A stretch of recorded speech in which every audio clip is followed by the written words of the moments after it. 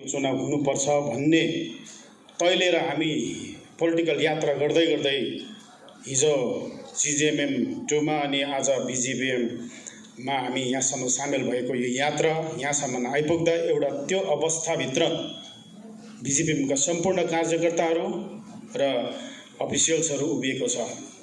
त्यसैले नै आजको मिटिङ, आजको सभा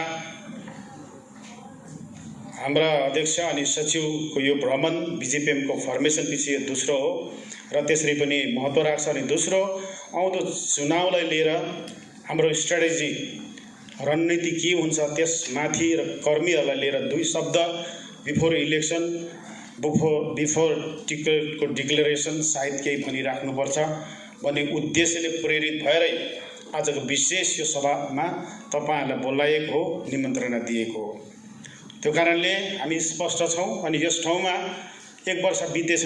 म विधायक भएको हिजोस्ति मात्र 2 मेमा भएको थियो। अनि अध्यक्ष यहाँ आउनुहुन्छ, म धन्यवाद दिन्छु। उहाँले मलाई त्यो लायकको हिजो सम्झिनु भयो। कालिम्पोङको निम्ति निष्ठासँग त्यो लिडरशिपमा तिमी खडा उत्रिनु पर्छ। तिमी एमएलए को क्यान्डिडेट, अरूले धेरै सोच्यो होला, मेरो लागि तिमी कालिम्पोङको विधायक उम्मेदवार भएर चुनावको मैदानमा उत्रनु पर्छ भनेर चाहिँ आज्ञा गर्नुभयो। मेरो निम्ति त्यो निर्णय लिन, त्यो जिम्मा वहन गर्न लिने फैसला कठिन थियो। एउटा व्यापारी ब्याकग्राउन्डको मान्छेलाई समयको नष्ट, पब्लिकको सेवा गर्न उभिनु नै मेरो कठिन जीवनको लिने निर्णयहरूको त्यो परिस्थिति त्यस तापमा हुँदा पनि मैले उहाँको आज्ञालाई अनादर गर्न नसकेपछि र कालिम्पोङका हाम्रा सम्पूर्ण पार्टीका समर्थकहरूको अनुरोधलाई नगर्नु नसकेपछि, त्यो जिम्मेदार लिएपछि आजसम्म एमएलए भएर जे गर्नु सक्यो पब्लिकको पक्षमा 2 शब्द सायद यस ठाउँमा अध्यक्ष हुँदा आंशिक रूपमा राख्नुपर्छ भन्ने पनि म मेरो जिम्मेदार सम्झिन्छु। अध्यक्ष महोदय, तपाईको जानकारीमा हामी यति भन्न चाहन्छौँ, जे योग्यता अयोग्यता ममा विश्वसनीयता जे पनि हिजो देख्नु भएर जे जिम्मेदार कालिम्पोङको जनताको हितार्थ काम गर्नलाई यो सेवाको निम्ति नियुक्त गर्नुभएको थियो। साँच्चै कालिम्पोङले मलाई निर्वाचित पनि गर्यो। अनि यस भेटमा त्यो ठाउँ जुन ठाउँमा म आजसम्म एमएलए भइसकेपछि पुग्न सकेको छैन, त्यस ठाउँको हरेक जनतालाई पनि फेरि पनि यो मौकामा म आफ्नो कृतज्ञता प्रकट गर्छु नै।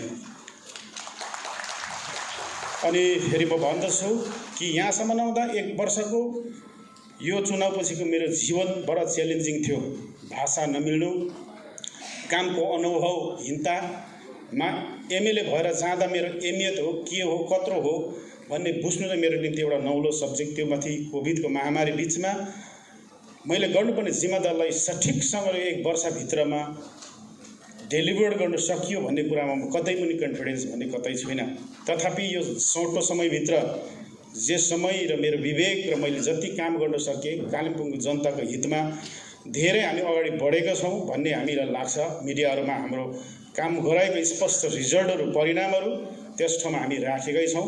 तथापि तपाईँ अध्यक्ष अनि सचिवको जानकारी निम्ति कालिम्पोङलाई जब एमएलए भयो, जसमा तपाईहरू हुँदा नै मैले लिइसकेको कन्सेन्ट अनुसारले कालिम्पोङको डिस्ट्रिक्ट स्कुल बोर्ड, कालिम्पोङको निम्ति छुट्टै पिआइयू प्रोजेक्ट इम्प्लिमेन्टिङ युनिट जस्ता व्यवस्थाका एक अङ्गलाई कालिम्पोङ डिस्ट्रिक्ट निम्ति छुट्टा व्यवस्थित गर्न सकिएको छ, जसको पुरापुरी जिम्मेदारहरू पनि प्राय अफिसर्सहरूले पाइसकेको छ। हामी अत्यन्तै त्यो भित्र खुसी छौँ। गर्न रहेका कामहरूमा कालिम्पोङको छुट्टै डिआरडिसी जस्ता एउटा बिग डिपार्टमेन्ट कालिम्पोङ निम्ति पाउनुपर्छ र कालिम्पोङमा त्यो डिपार्टमेन्ट पनि स्थापित हुनुपर्छ भन्ने हाम्रो अन्डर डिमान्ड एउटा डिमान्ड गरिरहेको सब्जेक्ट छ। त्यसलाई कालिम्पोङको पक्षमा निकट भविष्यमा हामी पूर्णतया गर्न सक्छौँ र सक्षम रहनेछौँ भन्ने कुरा आफ्नो वचनबद्धता तपाईँ अनि तपाईँको पक्षमा, पार्टीको पक्षमा सम्पूर्ण कालिम्पोङलाई यो विषय म राख्न चाहन्छु।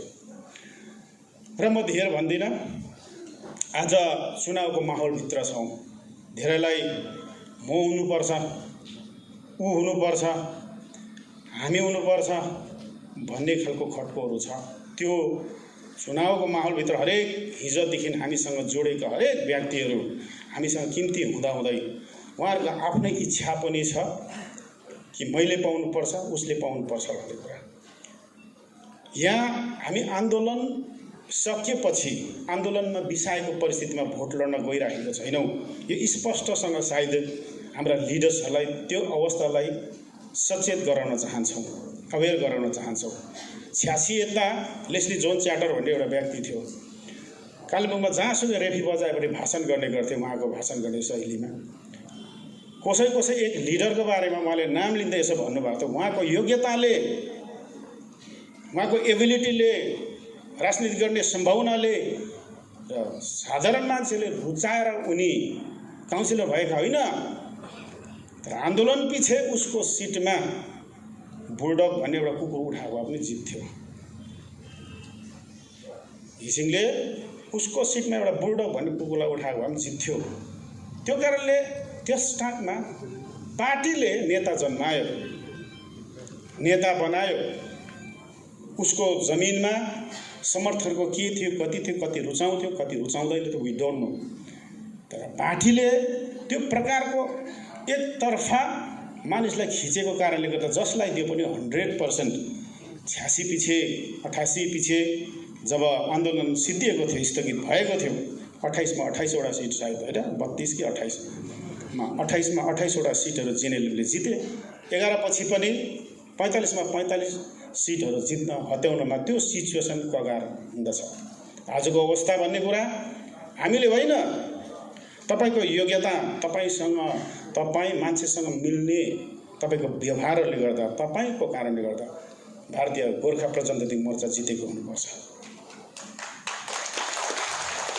यो एउटा आरआइडिएफमा एउटा काम गर्ने एउटा कन्सेप्ट छ, अवधारणा छ, 80-20 भन्ने। सेन्ट्रलले प्रोजेक्ट दिँदा 100 करोड काम दियो भने 20 करोड चाहिँ स्टेटको हो, 80 करोड अथवा 80% चाहिँ सेन्ट्रलले दियो भने 20% चाहिँ राज्यले आफ्नो राजस्वबाट प्रदान गरेपछि त्यो काम एक्जिक्युट हुने गर्छ। आजको अवस्थामा हामी त्यसरी लिडर्सहरू माथि बसेर यसरी अम्पायरिङ गरिरहेका छौँ। यो 80-20 को रेसियोमा को खडा उत्रिन्छ, जसले उसको व्यक्तित्वले, उसको काम गर्ने शैलीले हामीले उसलाई हाम्रो भोलिको निम्ति त्यो समष्टिको अभिभार सुम्पन्दा त्यो 20% न्युट्रल बसेको मानिसहरू हामीसँग खिचोस् र हाम्रो तागत मिलोस्। आजको हाम्रो पोलिटिकल बाध्यता यो हो।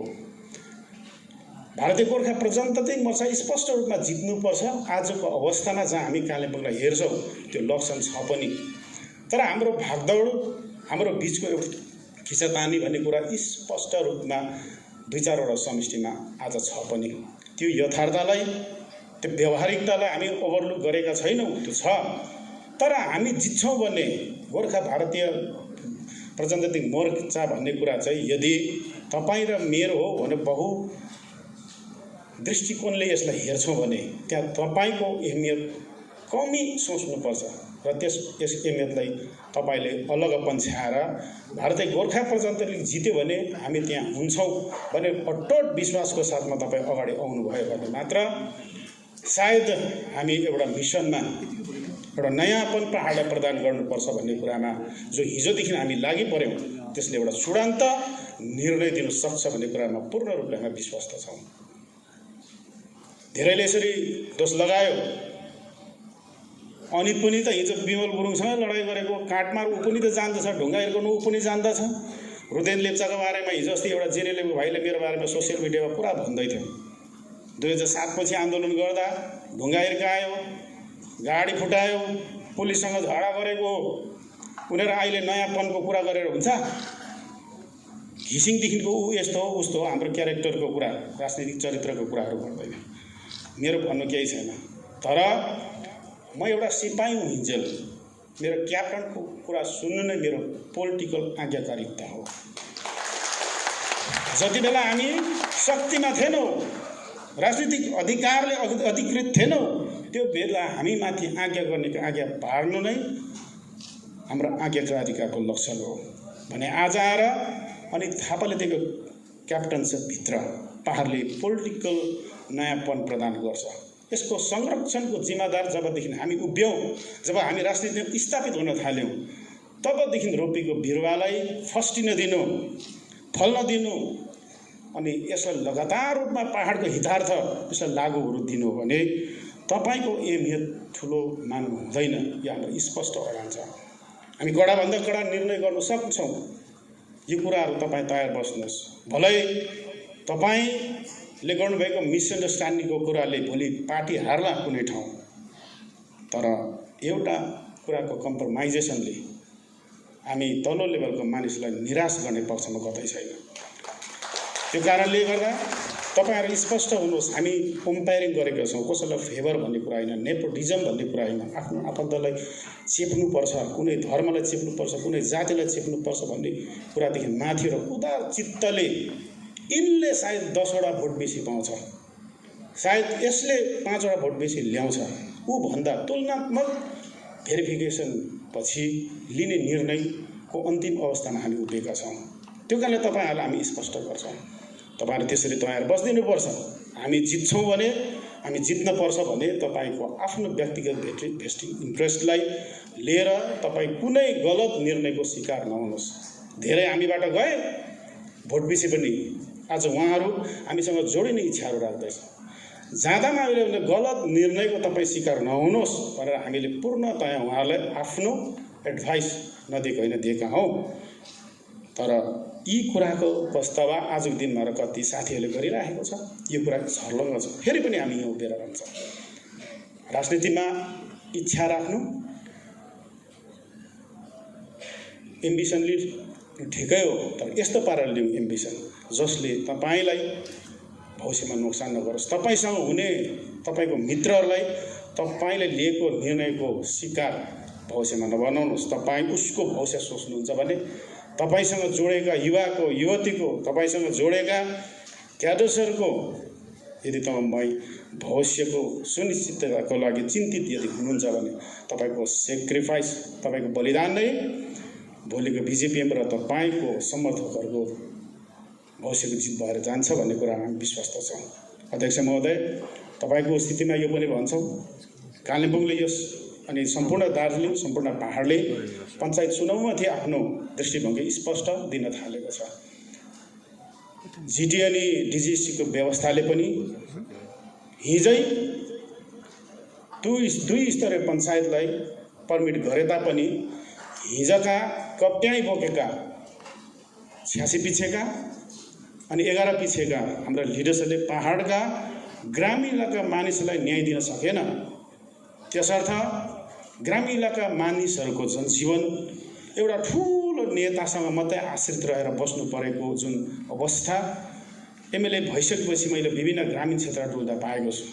एउटा प्लास्टिकको निम्ति, घरको चुने छानाको निम्ति, एउटा प्लास्टिकको निम्ति एउटा एमएलए पर्खेर बसेको हाम्रो समाज स्थापित भइसकेको छ, जहाँ हामी खतम अवस्थामा दुर्बल भएको हामी देख्दछौँ। त्यस सोचले सकेसम्म हामी कालिम्पोङले त्यो वाकालती गर्छौँ कि कालिम्पोङमा 3 स्तरीय पञ्चायतको लागू हुनुपर्छ र कालिम्पोङले यसको मान्यता पूर्णतया पाएको हुनुपर्छ।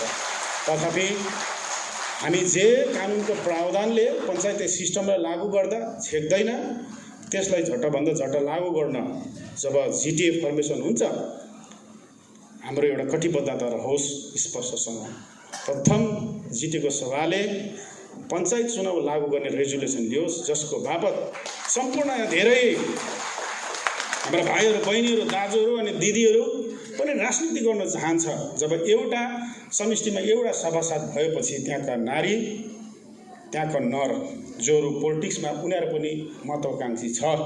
उनीहरू केवल भन्दा केवल पार्टीको समर्थक सिवाय कुनै पोलिटिकल स्टेटस आज ग्रामीण जीवनका हाम्रा समर्थकहरूले पाउँदैनन्। त्यस सोचले यो जिम्मेदारलाई बाँटेर पहाडको समस्यालाई निराकरण गर्दै जाने हामी उद्देश्यमा अग्लिएका छौँ, राजनीति गर्दैछौँ भने यो अधिकार यहाँका धेरै बहिनीहरू भविष्यका हाम्रो यस्तो सभाहरूमा प्रधान, उपप्रधान भनेर सम्बोधन गर्न पाओस्, धेरै दाजुहरू प्रधान अनि उपप्रधान भनेर सम्बोधन गर्न पाओस्, अनि धेरै बहिनीहरू, भाइहरू सदस्य अनि सदस्य भनेर, पञ्चायतका सदस्य अनि सदस्य भनेर सम्बोधन गर्न पाओस्। त्यो अधिकार जो 86 देखि खोसियो यता, त्यसलाई पुनः बहालीको निम्ति तपाईँको कुशल नेतृत्वमा पहाडले यो न्याय पाउँछ भन्ने कुरामा हामी पूर्णतया विश्वस्त छौँ। अरू म धेर भन्दिनँ, हामी त्योतर्फ छौँ नै। तपाईँ अघिबाटै जब भारतीय गोर्खा प्रजातान्त्रिक मोर्चाको एक कुशल नेतृत्वमा आउनु भएपछि कालिम्पोङमा प्रथम तपाईँ आएपछि नै मडवारी भवनमा आफ्नो वचन राख्नुभएको छ। त्यसलाई निरन्तरता दिएर आउँदो चुनावपछिको लिने निर्णयमा जिटे सभाले हामी जित्छौँ भन्ने आफ्नो पूर्ण विश्वास भएकोले आउँदो जिटे सभाले यो कुरालाई लिनेछ भन्ने कुरामा हामी पूर्णतया विश्वास राख्छौँ। अरू म धेर भन्दिनँ। यहाँभन्दा ठुलो कुरा मैले कडा भने होला धेरैलाई, तर पनि मैले स्पष्ट छु, तपाईँ र मैले हाम्रो पार्टीले जित्नुपर्छ भने जुन दिन सङ्कल्प बोकेका हुन्छौँ यो पार्टीलाई हराउन सक्दैन आजको अवस्थामा। किनभने जति म घुमेको छु, जति म डोलेको छु, जति हाम्रो समर्थकहरूको फिल्डमा छ, हाम्रो कम्पेरिजनमा अरूको पार्टीको कुनैको कालिम्पोङमा छैन। तर हामी हार्छौँ भने अरूले होइन, हाम्रो आफ्नै एकताका दुर्बलताले हाम्रो आफ्नै भित्रको मिसअन्डरस्ट्यान्डिङले हार्न सक्छ। त्यसको लागि कृपा गरेर तपाईँहरूलाई फेरि पनि म अनुरोध गर्छु कि आउँदो दिनमा निश्चय नै यो तर्फ सम्पूर्ण समर्थकहरूले यी कुराहरूलाई बुझेर आउँदो पार्टीले लिएको निर्णयलाई आत्मसात गर्नेछ भन्ने अटुट विश्वासको साथमा फेरि पनि यो शब्दलाई अन्त गर्छु।